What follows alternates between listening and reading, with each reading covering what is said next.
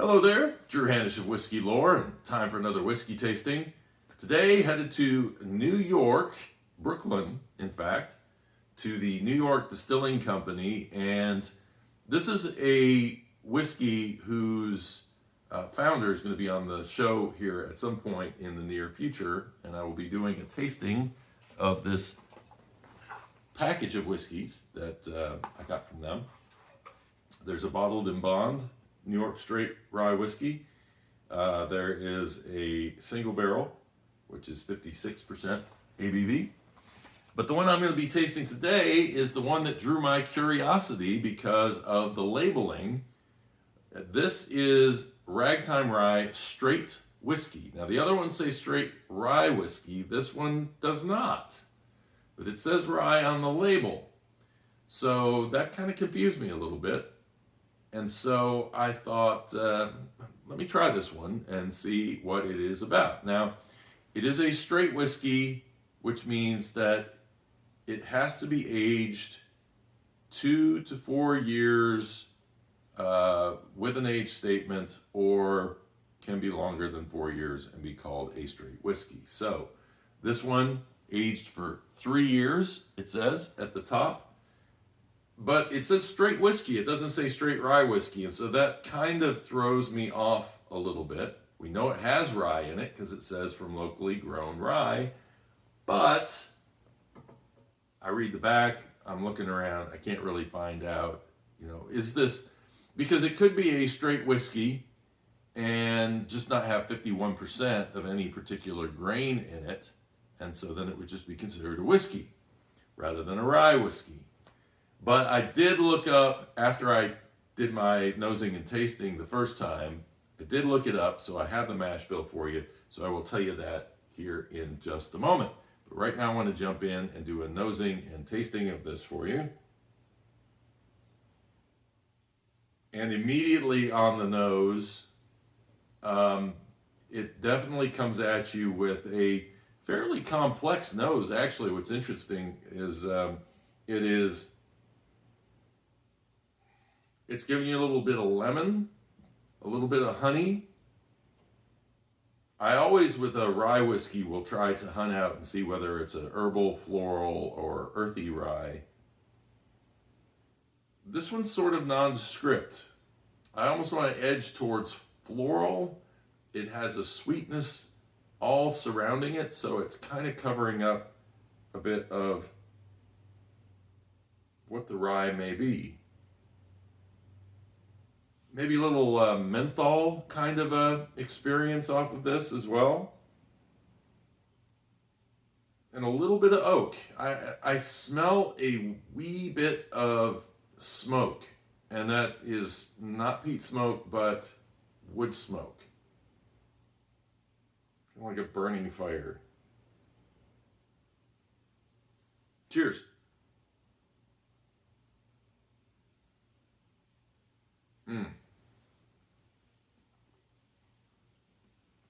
So full flavored, really. And what it reminds me of is one of my favorite candies, one that I rarely hear people talk about, lemon drops. I am not a fan of sour, but I do like lemon meringue. I do like lemon drop candies because there's something about the sweetness with that citrus that does attract me. And I'm not somebody who tends to like overly sweet whiskeys, but there's a time and place for everything. And if you can get an association with something that you already appreciate out in the wild and you taste that in a whiskey, sometimes that can change your feeling on things, because I've been known to say that the 95.5 rye from MGP is sometimes a little sweet for me. Depends on where you get it from. Knob Creek is a little bit sweet for me on their rye. But to me, those are kind of a saccharine sweet. This doesn't really come at you with that kind of almost artificial flavor sweetening to it. like I say, it reminds me of the little lemon drop candies, and it so attracts me when I taste it that I have to taste it again to get you what the finish is on it.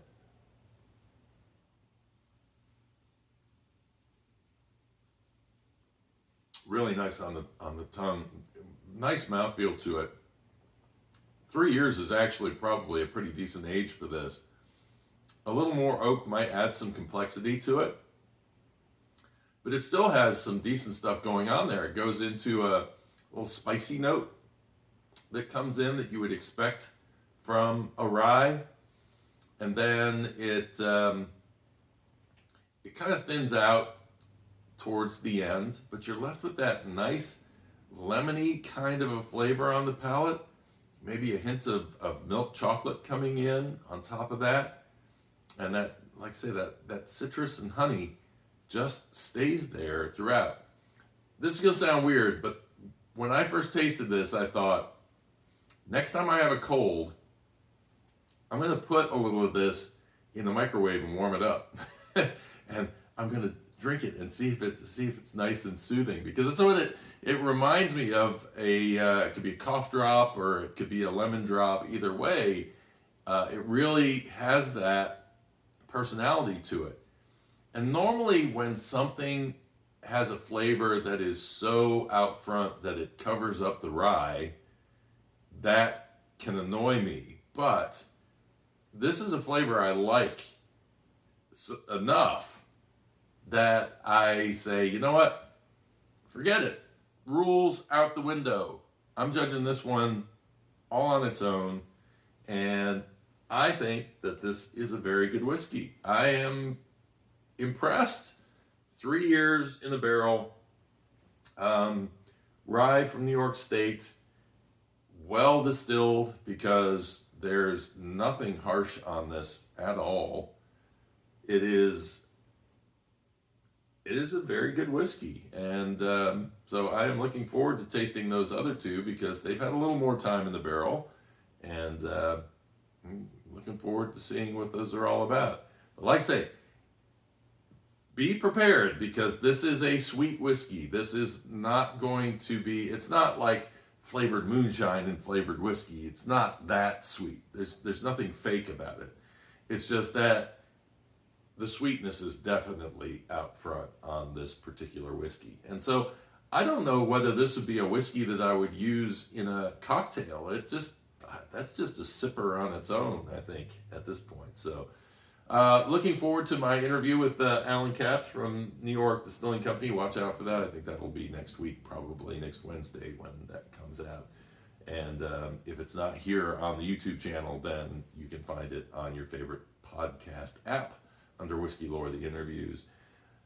And I cleaned that glass out for the most part. If you enjoyed the interview, please leave me a like. And if you have comments, if you've tried this and had that same kind of experience, or what you're feeling on sweet whiskeys. Do you like sweet whiskeys? Do you like a whiskey that is, say, a rye whiskey, but that it's the main flavor is a little bit overrun by other flavors? Does that bother you, or that kind of thing? So, but hey, I appreciate you guys watching, and until next time, cheers and slanjava.